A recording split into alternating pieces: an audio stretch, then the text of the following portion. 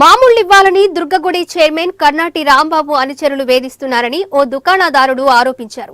నెలకు 1,50,000 అద్దె కడుతున్నా మరో 50,000 రూపాయలు అనధికారికంగా ఇవ్వాలని వేధిస్తున్నారని చెప్తున్నారు. వైజాగ్ నుంచి వచ్చి ఇక్కడ షాప్ ఎలా పెడతారని బెదిరిస్తున్నారని, తనకు కేటాయించిన స్థలంలో 40 అడుగులు ఆక్రమించారని ఆరోపించారు.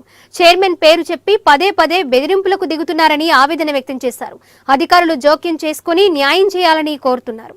మా బావగారు అయిన సూరిశెట్టి గణేష్ గారు వైజాగ్ వాస్తవ్యులు. వారు కరోనా సమయంలో వారు వెల్డింగ్ పనులు చేసుకుంటూ ఉంటారు. కరోనా సమయంలో వ్యాపారం లేదు, అక్కడ పనులు లేవని చెప్పి 2019లో ఇక్కడ ఆ క్యాంటీన్ పాడుకోవడం జరిగింది.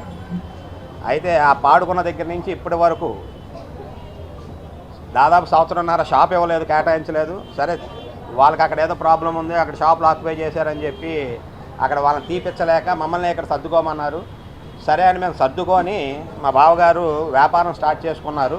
వ్యాపారం స్టార్ట్ చేసుకున్నాక కూడా షాపును ముందుకు పెట్టు, వెనక పెట్టు, ఎక్కడ పెట్టొద్దు అక్కడ పెట్టొద్దు అని చెప్పి గవర్నమెంట్లో పెద్దలు అందరూ కలిసి నానా ఇబ్బందులు పెట్టారు.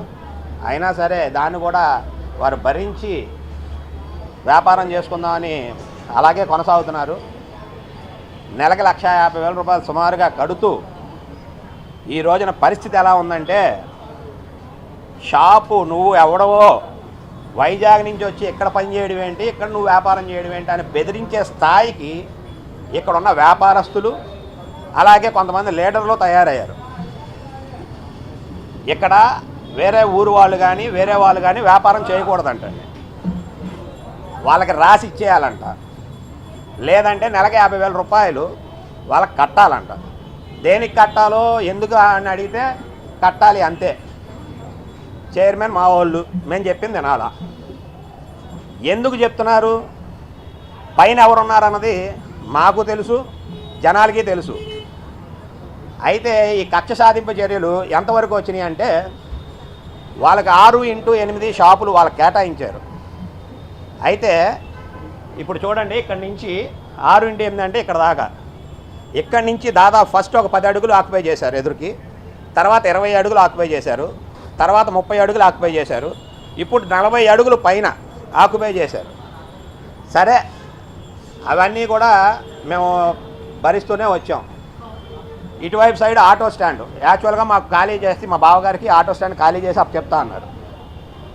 ఆటో స్టాండ్ ఈ చివరి నుంచి ఆ చివరి దాకా ఆటోలు పెట్టి దారికి భక్తులు రావడానికి వీలు లేకుండా ఆటోలు పెడతారు. సరే, వాళ్ళని బతిమలాడుకొని చేసి అది చేసి ఇది చేసి ఏం చేసినా ఈరోజు అడ్డంగా బ్యానర్లు కట్టించారు. చూడండి, అడ్డంగా ఫ్లెక్సీలు, క్యాంటీన్ కనపడకుండా 15 అడుగులు పైన ఫ్లెక్సీలు కట్టారు.